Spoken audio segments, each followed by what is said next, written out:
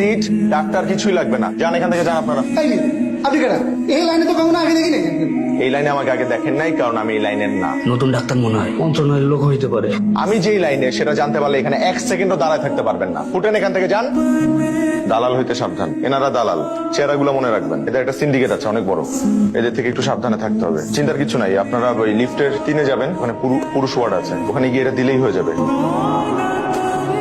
তুমি একটু রূপাকে বুঝাও না, বিশ্বাস করো আমার কিছুই হয়নি, ও আমাকে জোর করে হাসপাতালে নিয়ে আসছে। বাবাকে জোর করে হাসপাতালে নিয়ে আসছি, বাবা কোনোভাবেই হাসপাতালে আসতে চাচ্ছে না। না না আঙ্কেল, ব্যাপারটা হচ্ছে কি, আপনার কিছু প্রবলেম আছে বলেই তো রূপা আপনাকে হসপিটালে নিয়ে আসছে। আপনার বেশ কিছু ইনভেস্টিগেশন আছে, এগুলো শেষ করা মাত্রই দেখবো যে আমি রিপোর্ট দেখবো, দেন আমি আপনাকে বাড়ি পাঠিয়ে দেবো। আমার বাবা অসুস্থ জেনেও তুমি একটা দিন আমার বাবার সাথে দেখা করতে আসো নাই। ওটা তুমি কি করলা? ট্যুরের প্ল্যান করছো। রনো, আমি তোমার সাথে আর কোনো রকমের যোগাযোগ রাখতে চাচ্ছি না, আমাকে আর ফোন দিবা না। তুমি আমাকে এখন বিরক্ত করতেছো। দালালরা আবার বিরক্ত করছিল নাকি? না, এখানে ডক্টর শামীম, উনি আমার বাবার পরিচিত, উনি সাহায্য করছে আমাদের। আচ্ছা আচ্ছা, শামীম স্যার খুব ভালো লোক। যাই হোক, ওদিনের জন্য অনেক থ্যাঙ্কস ডক্টর। না না, আমি ডাক্তার না, আমি খুব সাধারণ একজন মানুষ।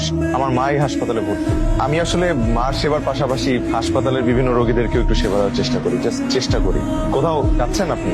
কোথাও যাচ্ছেন কোনো কাজ? বাবার জন্য ওষুধ কিনতে যাচ্ছি। ও আচ্ছা আচ্ছা আচ্ছা। আঙ্কেল কোথায় এখন? বেডে ঘুমাচ্ছে। আচ্ছা ঘুমান, আপনি আঙ্কেলের কাছে চলে যান, এটা আমাকে দেন, আমি ওষুধ নিয়ে আসছি। থ্যাংক ইউ, লাগবে না, আমি পারবো। কোনো সমস্যা নেই ম্যাডাম, আপনি আমাকে দিতে পারেন। যতক্ষণ না পর্যন্ত অন্য কেউ আসতেছে বা কোনো রিলেটিভ আসতেছে, আপনি আমাকে দেন, আমি করে দিচ্ছি। আসার মতো কেউ নেই।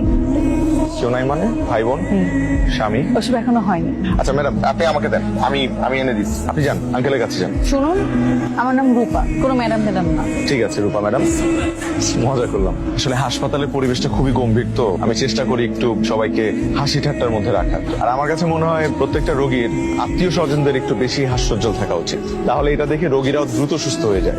ঠিক আছে, নো ম্যাডাম, রূপা।